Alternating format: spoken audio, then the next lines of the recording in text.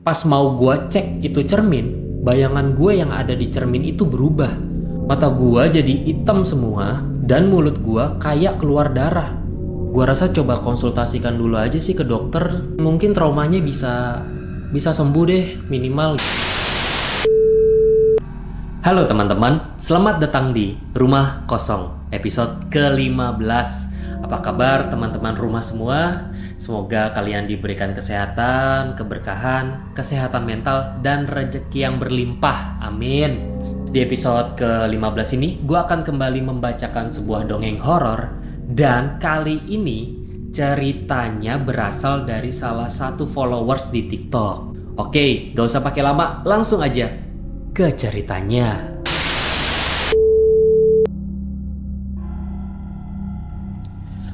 Halo Mas Rio. Halo. Sebut saja nama gue Andik. Setahun lalu gue pulang ke kampung halaman bokap gue di salah satu daerah yang ada di Jawa Tengah. Ngomong-ngomong, gue yatim piatu. Oke. Bokap nyokap gue udah meninggal. Dan rumah tua itu juga udah kosong selama hampir 7 tahun. Waktu gua baru sampai di sana, suasana rumah itu nggak enak banget. Pekarangan rumahnya udah penuh ilalang dan daun-daun kering. Dan di samping rumah ada pohon besar yang agak creepy. Pas gua baru mau masuk rumah, ada tetangga yang nyamperin gua. Dan ibu-ibu itu ngomong, "Mas Andik, malam ini malam satu suro. Jangan keluar rumah ya, dan jangan buka pintu kalau ada yang ketuk." Saat itu gue cuma bisa ngangguk dan senyum. Tapi dalam hati, ini kan zaman modern, masa iya masih percaya hal-hal begitu? Singkat cerita, nggak kerasa udah malam. Gue beresin kamar bokap, bersih-bersih dikit. Habis itu gue makan malam dan langsung mandi. Jam 11 malamnya, angin yang agak kencang masuk dari jendela. Dan ada suara gamelan terdengar samar-samar dari kejauhan. Padahal desa ini jauh dari tempat keramaian. Ya udah, gue cuekin aja. Mungkin suara itu dari orang yang lagi nangkep wayang. Nangkep wayang tuh kayak lagi bikin pagelaran wayang gitu ya teman-teman. Oke, lanjut. Ya udah, gue scroll TikTok, Instagram sampai nontonin video rumah kosong yang subscriber dan viewersnya masih sedikit itu. Ya emang masih sedikit bro. Hehehe, bercanda ya mas. Gak kerasa udah jam 2 lewat dikit. Tiba-tiba ada yang ketuk pintu depan. Gua langsung inget peringatan tetangga tadi siang.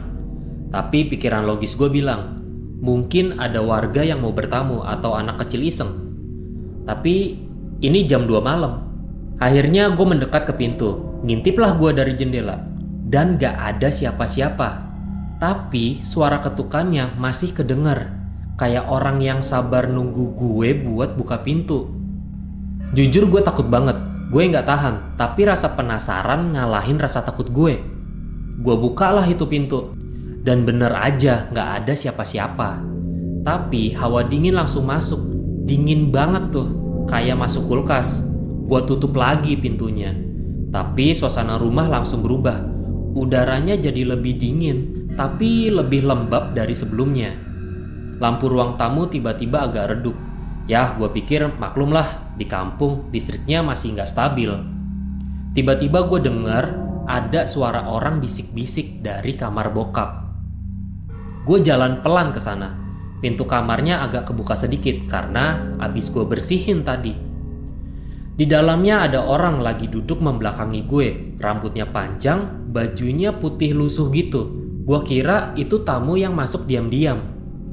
Gue tanya dong, "Ibu, siapa? Cari siapa?" Dia gak jawab, tapi kepalanya mulai goyang-goyang pelan, kayak geleng-geleng gitu, ke kiri, ke kanan. Gue coba buat deketin dong, tapi gue kayak ada waktu noleh sebentar gitu ke arah pintu depan. Tiba-tiba bet. Harus ya pakai bet tuh. Lanjut. Itu orangnya udah gak ada. Dia ngilang, gak tahu kemana. Gue coba masuk ke kamar bokap, terus ada bunyi krrr. Cermin di kamar bokap tiba-tiba retak. Kayak retak segaris gitu loh. Pas mau gue cek itu cermin, bayangan gue yang ada di cermin itu berubah. Mata gue jadi hitam semua dan mulut gue kayak keluar darah. Gue takut, gue lari keluar dari kamar bokap, pengen keluar rumah minta tolong ke tetangga. Tapi anehnya, pintu rumah tuh kayak kekunci. HP tiba-tiba gak ada sinyal sama sekali. Dan dari semua sudut rumah, bunyi ketukan itu lagi. Gue tutup kuping, gue duduk di pojokan kasur kamar sambil gemeteran. Ketukan itu gak berhenti-berhenti. Sampai kedengeran azan subuh, suara ketukannya baru berhenti. Akhirnya gue ketiduran. Singkat cerita, gue bangun pas udah terang tuh. Rumah bokap udah balik tenang normal kayak sebelumnya. Tapi sejak malam itu, gue gak bisa tidur di ruangan tertutup dan gelap. Karena gue masih sering tuh denger suara-suara ketukan di pintu. Kadang di kamar kos gue, kadang di hotel. Pernah juga waktu gue pulang dari kantor, di dalam mobil suara ketukan itu muncul pas gue lagi parkir. Dan setiap gue buka pintu, gak ada siapa-siapa. Gue udah coba untuk pindah kota. Terus gue buang semua peninggalan bokap. Bahkan rumah bokap juga udah gue jual. Tapi sampai saat ini gue masih trauma. Gitu ceritanya mas. Terima kasih sudah mau membacakan. Sehat-sehat selalu Mas Rio. Semoga channel Rumah Kosong bisa besar seperti channel horor lainnya. Amin. Terima kasih atas kiriman ceritanya. Oke, itu dia ceritanya teman-teman. Pengalaman dari salah satu teman rumah.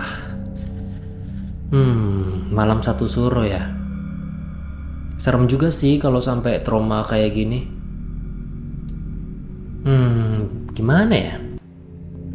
Ya semoga aja traumanya sembuh ya. Tapi gua rasa coba konsultasikan dulu aja sih ke dokter. Ya nggak sih? Siapa tahu ya kan, kalau masnya udah konsultasi ke dokter,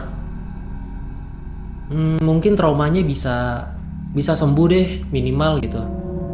Tapi kalau misalnya ada gangguan lagi kayak ketokan pintu gitu, gua nggak tahu tuh. Kalau misalnya ketokan pintunya balik lagi, gua nggak tahu tuh.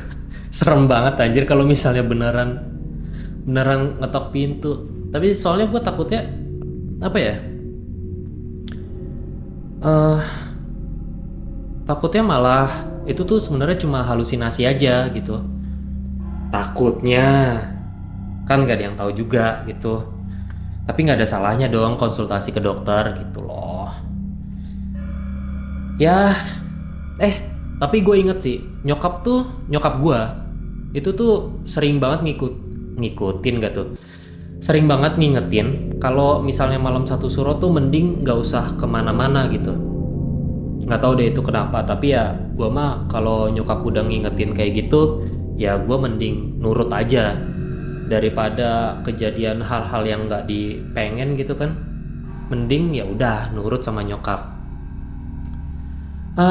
Gue rasa cukup untuk episode kali ini. Kalau misalnya kalian mau kirim-kirim cerita kayak teman kita tadi, boleh banget kirim aja langsung lewat DM ke TikTok atau Instagramnya Rumah Kosong, atau juga bisa kirim via email. Nanti linknya ada di kolom deskripsi. Oke, sekian. Terima kasih. Sampai jumpa lagi.